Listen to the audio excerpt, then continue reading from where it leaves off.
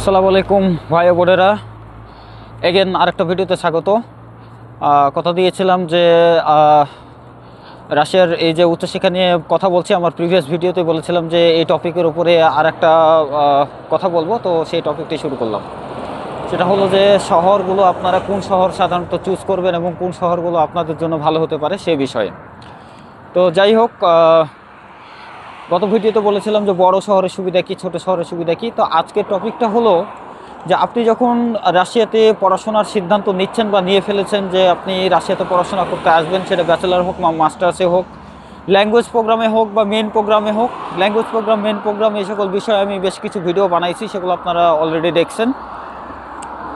তো ওই বিষয়ের কথা না বলি, তো আজকে বলি যে ধরেন আপনি আপনার মাইন্ডটা সেট আপ করছেন যে আপনি বিদেশে পড়াশোনা করবেন এবং বেসিক্যালি রাশিয়া আপনার এখন চয়েসের মধ্যে আছে। তো এই ক্ষেত্রে আপনি কি করেন? আপনি ইনফরমেশনের জন্য আপনি ইউটিউব ঘাটেন। তারপরে যে ধাপটা হচ্ছে, সে ধাপটা কি করেন সেটা হলো যে হয়তো কোনো এজেন্টের কাছে যান কোনো না কোনোভাবে। যারা ধরেন রাশিয়াতে আছে তারাও বিভিন্ন ইউটিউবে, যেমন আমি ইউটিউবে ভিডিও বানাচ্ছি, আমিও এই ইন্টারন্যাশনাল অ্যাডমিশন নিয়ে কাজ করছি, কোনো না কোনোভাবে আপনাকে ইনফরমেশনের কাছে যাইতে হচ্ছে। এখন যদি সেই এজেন্টের যদি আলটিমেট লক্ষ্য হয় যে আপনাকে কোনোভাবে নিয়ে এসে ধরেন প্যাকেজ ধরায়ও হোক অথবা টিউশন ফি যেভাবেই হোক, তার তো একটা স্বার্থের কারণে আপনাকে নিয়ে আসতেছে। ইভেন আমিও যদি আপনার জন্য কাজ করি, সেক্ষেত্রে আমার কিছু লাভের জন্যই আমি কাজটা করব। এখন মূল বিষয়টা হচ্ছে যে আপনি ট্রাস্ট কাকে করবেন, এটাও কিন্তু একটা বিশাল ব্যাপার। বাঙালি তো আমরা আসলে ট্রাস্ট করতে পারি না। তো যাই হোক, তো গোড়ায় থেকে আসি যে আপনি ধরেন বাংলাদেশে কোনো একটা এজেন্টের কাছে গেলেন, যে এজেন্ট বলতেছে টিউশন ফি ভিসার মানে আফটার ভিসা টিউশন ফি, এই যে একটা টার্ম আছে। তো আপনি এটাতে কিন্তু অবশ্যই চিন্তা করতেছেন যে আমি হয়তো ভিসার পূর্বে ট্রান্সলেশন খরচ, পাসপোর্ট নোটারাইজেশন, এই সকল হয়তো 20-30 হাজার টাকা যাইতে পারে, আর ভিসার পরেই তো আমার সব টাকা লাগতেছে।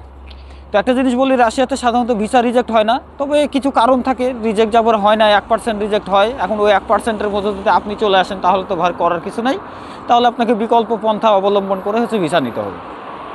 তখন এজেন্ট যদি আপনাকে সাজেস্ট করে যে ভাই আমাদের বিফোর ভিসা কোনো সার্ভিস চার্জ নাই, আফটার ভিসা সকল পেমেন্ট, সেক্ষেত্রে আপনি টপ করেই কিন্তু টপটা গিলে ফেললেন। তো এখন কি হলো, তা আপনার লক্ষ্য হচ্ছে যে আপনাকে যে কোনোভাবে হচ্ছে বাংলাদেশ ছাড়তে হবে। এখন বাংলাদেশ ছাড়ার উদ্দেশ্যে আপনি এজেন্টের কাছে গেলেন এবং এজেন্ট আপনাকে বললো যে হ্যাঁ, একটা ইউনিভার্সিটি আছে রায়াজান ইউনিভার্সিটি, অথবা ইউনিভার্সিটি আছে এই ইউনিভার্সিটি, অথবা কোসিজিন ইউনিভার্সিটি, ওরকম ইউনিভার্সিটি আছে।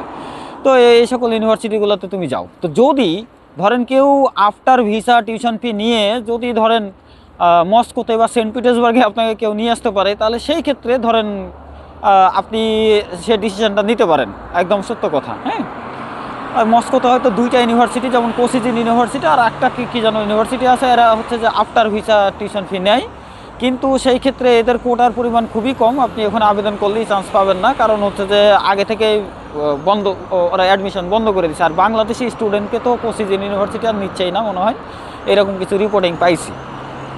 তো যাই হোক, তো মস্কো বা সেন্ট পিটার্সবার্গের মতো বড় শহরে, মানে এই 2টা শহরে যদি আপনি after visa tuition fee payment করে যদি কেউ কোনো এজেন্ট যদি আপনাকে নিয়ে আসতে পারে, তাহলে আমার মনে হয় এটা খুব ভালো।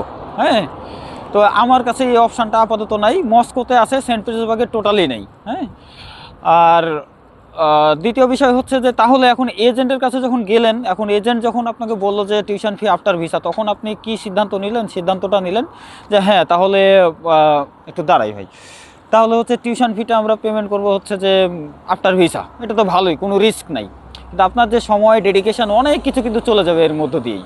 আপনি যখন এই ডিসিশন নিচ্ছেন, তখন আপনার পাড়া প্রতিবেশী, আপনার সামাজিকভাবে আপনি এই যাচ্ছেন যে হ্যাঁ ভিসার জন্য আপনি চেষ্টা করতেছেন, কিন্তু আপনি এমন একটা শহরের ইউনিভার্সিটিতে আবেদন করলেন যে শহরের ইউনিভার্সিটি ধরেন র্যাঙ্কিংয়ে নাই, তারপরে হচ্ছে যে মানে ওখানে গেলে আপনার জীবনযাত্রার মান তো আপনি ফিরে পাবেন না, উল্টা আপনাকে কষ্ট করতে হবে। আপনি কি কোথায় কি কাজ করবেন না করবেন আপনি কিছুই খুঁজে পাবেন না, মানে এইরকম একটা অবস্থা হবে।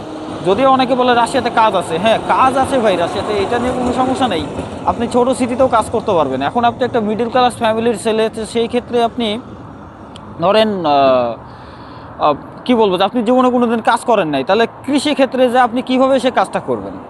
বাংলাদেশে বিছানায় শুয়ে শুয়ে বাবার ভাত খেয়ে বা মায়ের সেবা যত্ন পেয়ে হয়তো এই মানে চিন্তা ভাবনা করাটা খুব সহজ যে হ্যাঁ আমি যে কোনো কাজই ওখানে করতে পারবো, কিন্তু ভাই প্র্যাকটিক্যাল জীবন কিন্তু খুব কঠিন।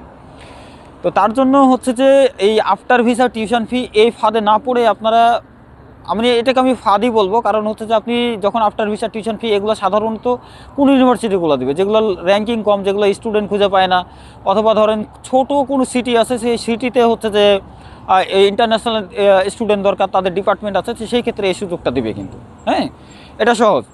যেমন ওই যে পস্কপ বললাম, তারপরে হচ্ছে যে ধরেন পেত্রোদোভাক্স আছে একটা শহর, উফা আছে, হ্যাঁ, তারপরে ধরেন একেতেরিনবার্গ আছে, এরকম একেতেরিনবার্গও একটা মনে হয় ইউনিভার্সিটি আছে।